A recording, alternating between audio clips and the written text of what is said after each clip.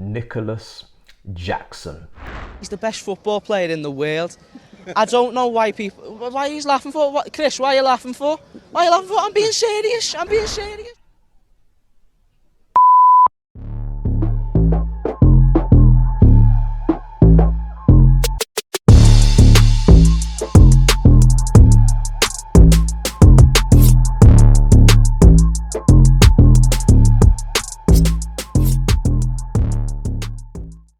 Yo people, welcome back to the YouTube channel. You already know what time it is. It's time for another video. Chelsea 4, Brighton 3, your review. This game had everything. Spicy, flaming hot, pre-match, post, everything. It had everything. In the game, we had the red card, we had the goals, the 7 goals. Post-game, we had the Pochettino response to the De Zerbi diss track. We had everything. And I am so happy that we can extract so much information from this game. Pros, cons, positives, negatives, fitness, confidence. We took everything and left nothing on the table in this match. And we have to start with that first half because it was pretty important to note that despite we conceding 3 goals, we actually saw some good defensive performances from some individuals. So moments of madness where every single goal conceded really in this game, we should have been better, and I'll talk about it individually, but there were actually some good performances, starting with Gusto. You know, you look at Gusto for the first goal we conceded, and he was the one that was on Mitoma. Mitoma kind of just leapfrogged him,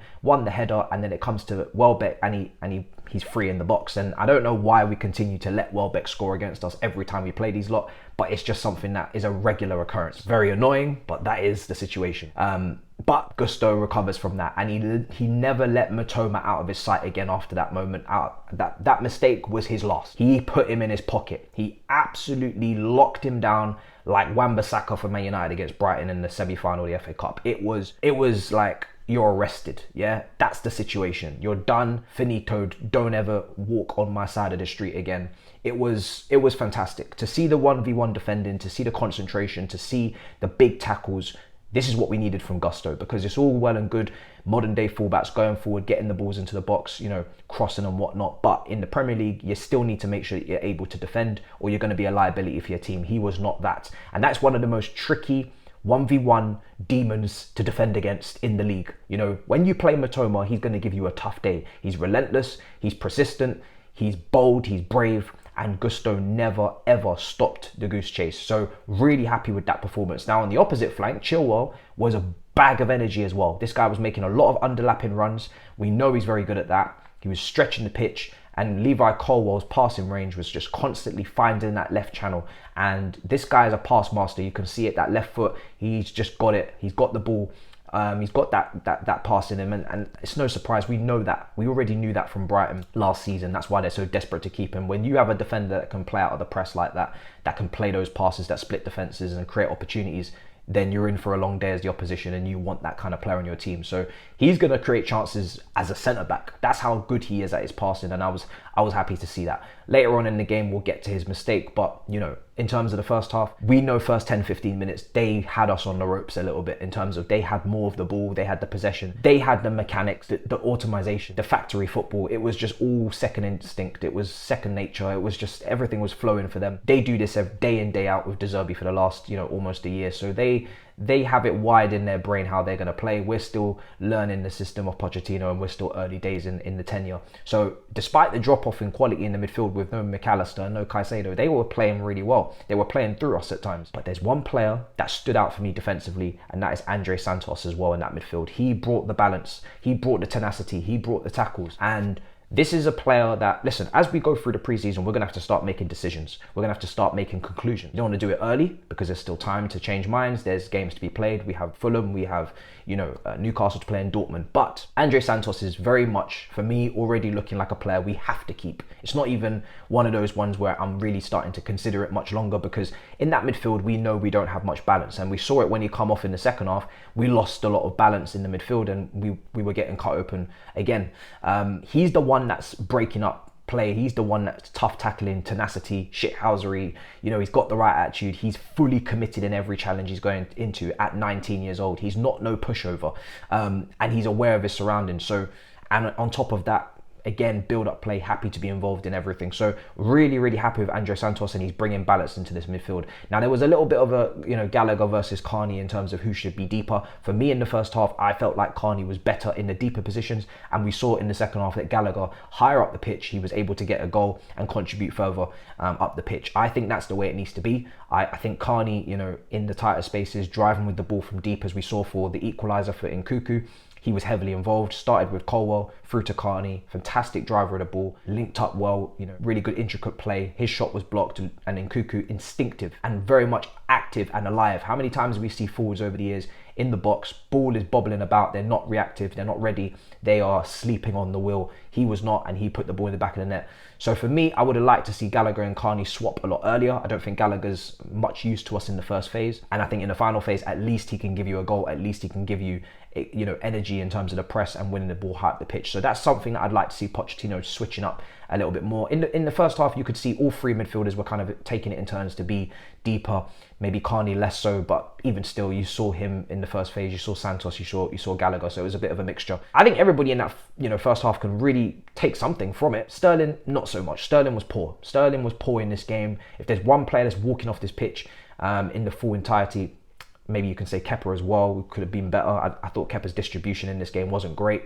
I don't think any of the goals were his fault. You could say he could have made a world-class save. That would have been good. But none of the goals I can say he should have saved. But his distribution, giving the ball away at times and just putting out our play, just wasn't great. But Sterling was really not good.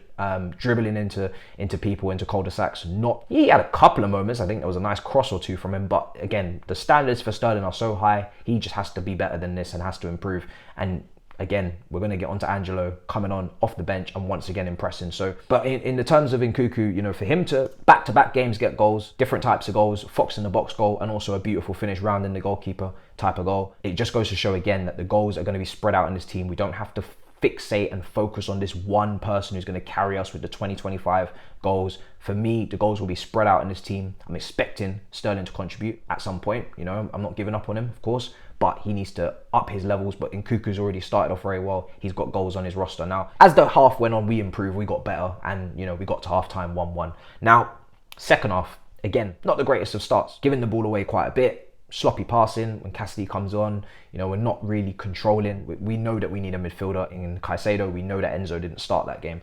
But I think the key for me is, listen, in terms of the way that we went about after the 10 men, of course the 10 men helps. The context is that the 10 men, the red card, that opens up the spaces and that helps. But in terms of individuals like Jackson, like Mudryk, putting a rubber stamp on this fixture, they did so. Jackson comes on and I cannot wait to see Jackson and Nkuku play together, because I can only imagine devastation. And this is what I was trying to say when people were like, we have to get a new striker. Let's see what Jackson can do first. We have signed a striker. And I kept saying that. We've revolutionized our attack. We talk about lack of goals. Mudryk, I'm expecting goals. He got a goal tonight. I'm expecting goals this season from him. We're looking at the other wingers. We're looking at Jackson. We're looking at Nkuku. I'm expecting goals. So Jackson, this is what I've been craving from a centre forward. I've been craving from a centre forward that can technically handle the link up, can handle the stuff outside of the penalty box, because that opens up opportunities for others. And since Jackson's come in, we've seen great hold-up play, but we've seen no selfish behaviour. He's been selfless. He has set up others, and he got his goal fully deserved later on after he'd already set up his teammates. He's brilliant on that Mudryk goal. Mudryk, fantastic to get in between the two players and then to obviously do the 1-2 and the back and forth with Jackson. And Mudryk, fantastic finish, brilliant for his confidence. Hopefully that's come from, playing for the under-21s of the Ukraine team and now bringing that confidence and those good performances into the training. And his quotes are fantastic. His relationship and chemistry with Jackson, in their celebration afterwards, you could see there was a little bit of a link up, of a chemistry there, even though that was their first time playing. But again, if you don't have a player like Jackson who's technically, fundamentally, really just secure,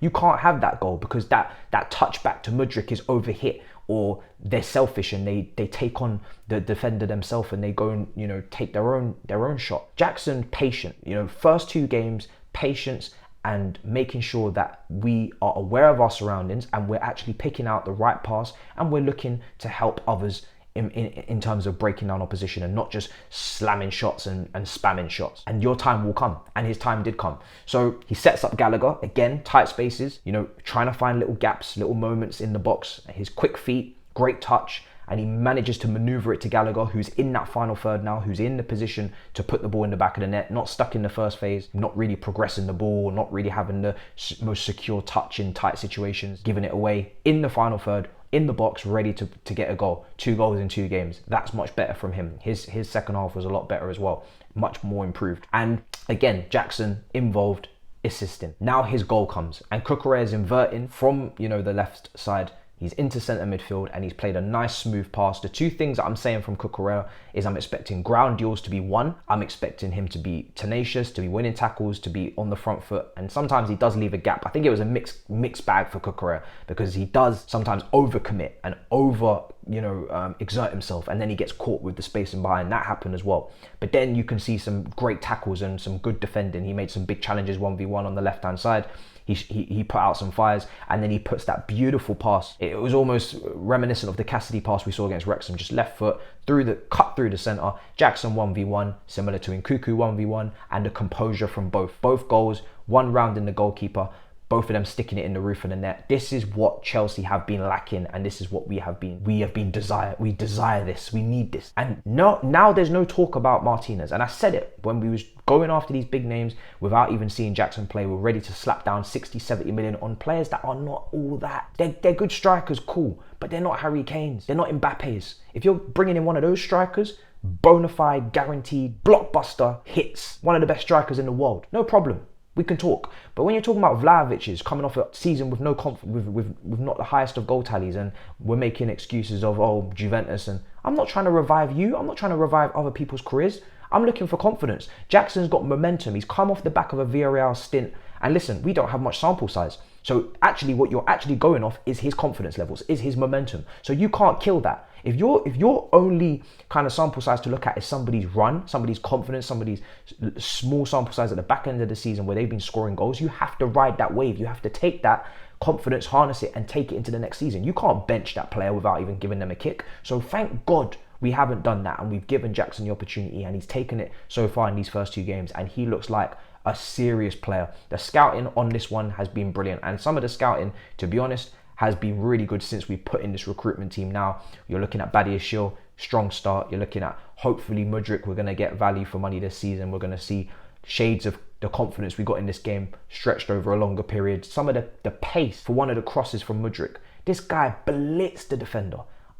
He's going to set top speed records. This brother, I'm going to call him Mercedes Mudryk, because Hamilton was on pole, and then next thing you know, Mudryk is breezing past people, setting them on fire and just leaving them for dust. And that cross coming in, just, I don't know where the speed comes from. It's not normal. So this guy's quick, and the confidence with the finish again and again. You're looking at Gusto, strong performance. That's some scouting done by us. And Nkuku again, strong so far. Early days, I know, but since we put that recruitment team in place, it's looking like some of these players are capable of handling themselves. So I'm really happy with that. But yeah, thank God we gave Jackson the chance, man, because we haven't even seen him with Nkuku yet, and we're already seeing link up chemistry, and just fundamentally as a footballer, he's a good, very good player.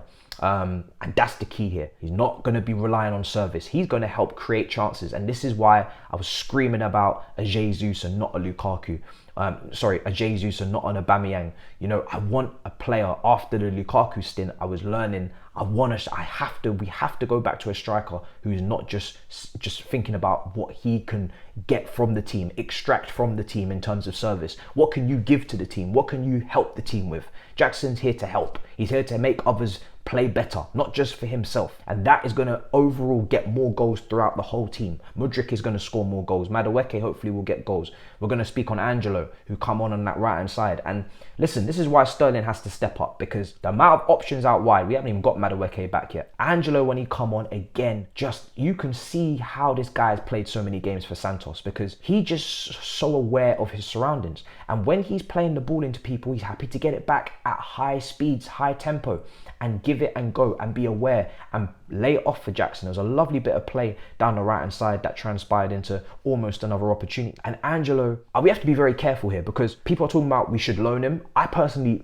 I would like to keep him. If he keeps playing like this for the rest of the preseason, when he comes on off the bench, Wrexham and now Brighton, if he does the same in the next couple of games, the week coming up, we've got 2 games in the summer series. Why are we loaning him, really? You know, I'm not saying he's perfect. Of course, there's going to be things to learn, defensive contribution, tracking runners, but I want to keep him in-house because I don't want to break up that Brazilian bondage of Silva, Andre Santos and Angelo. You see them in the in the post-match of the Wrexham game speaking so well, ready. We got great friendships, potentially relationships forming in pre-season. That's what it's about, not just what you do on the pitch, but also off the pitch. You're seeing Jackson, Mudryk, they're saying that they love playing together and they've established this really good link-up.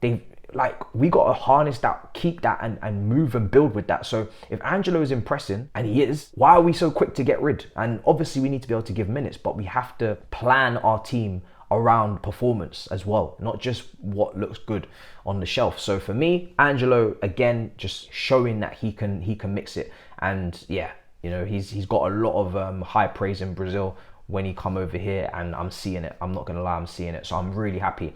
Now, yeah, the penalty we gave away is foolishness.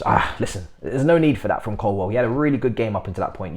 You go through that game, you're seeing big tackles, big challenges, well-timed challenges in the penalty box. You're seeing brilliant passing, the length of the pitch, splitting defenses, creating chances. But that moment there, just didn't think, and he didn't need to make that tackle. Cucurella was covering on the other side. No need. We concede Pedro. Pedro, on Brighton side, you could see there's a player there. You know, he's impressed. I'm not going to lie. Pedro looks like a good player, signed from Watford. That might be another gem for them. He's the one that also was twisting up Humphreys and Chalobah for the 3rd goal that they scored. And then, of course, Cucurella. This is what I'm talking about committing yourself, over-committing yourself. You look at that goal, you have to kind of be a reader. You know, top defenders, they read that situation. He overcommit, and Undav just shuffles to the left and on Kepa like that in a flash. So he just overcommits. He just makes it so easy for Undav to just go the other way, because he just leaves that space open, and he doesn't calm and compose himself in that moment. So there's a lot of improvements on Cucurella's side. Like I said, it was a mixed game, some good things, some not so good things. Ian Maatsen again, I was happy with. So really mostly just positives, but all 3 goals were poor goals, whether it's the penalty, whether it's giving Welbeck space, and whether it's, you know, that shambles. The 3rd goal was the worst goal. Just everybody just got absolutely dunked on, just destroyed. Pedro skinned 2 defenders and Cucurella got skinned as well. So it was just poor. But main takeaways are positives, because again, confidence levels are soaring. Attackers are getting goals. Attackers are technically just actually doing what you want from them in terms of vision, in terms of not being selfish, in terms of interchanging and link up, and it's just beautiful to see. So to get these goals and to have these entertaining games is a far contrast from what we saw last season. So I'm not complaining. I was getting 0-0s, 1-0 defeats, but now we're getting 4-3s and we're getting goals. So long may that continue. There's more improvements to be made. Of course, it's going to be interesting to see as we get further through pre-season who is on the loan board. You know, Cassidy looked a bit out of sorts in this game. I'm not going to lie. Cassidy wasn't really with it when he came on. It's almost like things were moving a lot faster for him and kind of like lagging behind in terms of his passing, in terms of being able to keep up with people and close people down and win tackles. So it wasn't his greatest performance. But again, this is what you get, the peaks and the troughs of the young players. And yeah, you know, we got to see Chalobah come on. We saw Humphrey. Everybody come on. Everybody got a game. Main takeaways though is Jackson. Wow. What a performance. I was still stunned from his goal, stunned from his whole performance when he came on.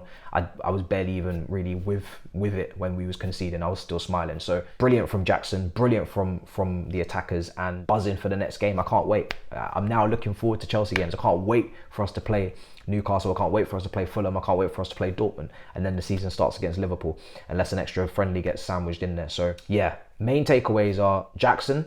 Believe in, you know, the striker we've purchased. We have signed a striker. Doesn't have to be the biggest name. Brilliant little, you know, price tag on him as well. No massive amounts of pressure, and he seems already to be flourishing. Angelo, Maatsen, that wide area situation. What are we to do with them in terms of, are we to keep them? Are we to give them the minutes? Do we need 5 wingers for 2 spots? Probably not with no Europe. Somebody's going to miss out. Do we try Maatsen at left back next game? There's so much to try there. Lewis Hall, Cassidy, do they need loans? But I think also as well, when we're talking about Kudus, and that's how I'm going to end this video, we're talking about Kudus. You know, Ajax, we could be going in for him. We spoke about it yesterday, personal terms almost agreed. Ornstein reporting that. Quickly on my thinking in terms of, listen, Kudus is a good player. You know, it's not Viagra. This is actually a player that I think actually, yeah, this is a player that we could benefit from. He could add goals to the team. technically in half spaces as a 10, you know, he's able to handle himself. He's able to receive the ball under pressure. We saw the versatility. You know, he's played wide. He's also played 10. People are telling me he could play false 9. He could play in a 2 for Ghana in the World Cup with Party, people are saying. So there's a lot of versatility here. And as long as you're playing to a high level in all those positions, like a Bernardo Silva, we ain't got a problem. But in terms of what we're trying to do in this area of the pitch, Nkuku's played up front because clearly Poch is saying, actually, no, Jackson can come in and we can do a 2 there. Broja still to come back from the injury. Maybe Kudus and Broja, you know. So we've got variations here. The possibilities are crazy. You could have an Nkuku and a Jackson. You can have a Jackson and a Kudus just behind as a 10. You could have potentially Kudus and Nkuku together, interchanging between 10s and strikers together if they're both comfortable with that false 9/10, both of them in those positions. You've got a left footer cutting in, you've got a right footer cutting in. And obviously you've got Broja, who's a definite striker. And then you've got, like I said, Nkuku and Kudus. So there's just, all of those players could be interchangeable. And that's without even bringing in Mudryk, who's, you know, maybe going to have this crazy confidence now. And he's so happy about Poch and Chelsea and everything. You know, the quotes after the game are fantastic. There's a lot cooking here. And Angelo as well. I think Angelo could be an impact player for us next season if we want to keep him. So there's a lot cooking. We just need to make sure that if we are going to bring in these players, that we do make sure that some do go out on loan and some, maybe someone is sold. It's going to be interesting. But yeah, let me know what you think in the comments down below. What a performance in terms of the attackers. The defenders, individually, your moments, you know, fix up them moments and we'll be better for it. Big improvements needed from Sterling because there's competition for those wide spots, brother. You could be benched if you don't fix up. But like I said, I expect him to. We'll see what happens. Smash up the like, subscribe, and I'll see you guys next time. In a bit, people. Peace.